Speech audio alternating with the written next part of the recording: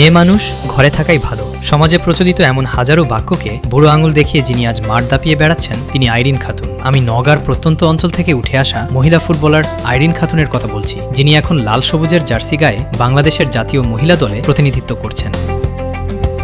আইরিনের footballer হয়ে ওঠার গল্পটা রূপকথার মতো হলেও এর পরতে পড়তে ছিল কঠিন বাস্তবতার ছাপ। নওগাঁর প্রত্যন্ত অঞ্চলে যখন মেয়েদের ফুটবল খেলাকে বাঁকা চোখে দেখা হতো, তখন আইরিন একাগ্রচিত্তে বল নিয়ে ছুটেছেন গ্রামের মাঠে। আইরিন প্রমাণ করেছেন ইচ্ছাশক্তি থাকলে কোনো বাধাই দেয়াল হতে পারে না।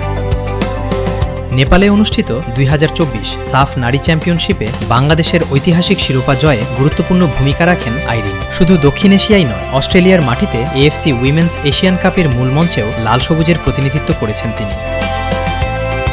আইরিন খাতুন আমাদের শিখিয়েছেন স্বপ্ন দেখতে জানলে আর সেই স্বপ্নের পেছনে ছুটলে আকাশটাও ছোঁয়া সম্ভব। অদম্য এই ফুটবলারের হাত ধরে আসুক আগামীর জয়গান। আইরিনদের জন্য থমকে যাবে না বাংলাদেশ, বরং এগিয়ে যাবে এক নতুন দিগন্তে। Desk report, বার্তাবিট।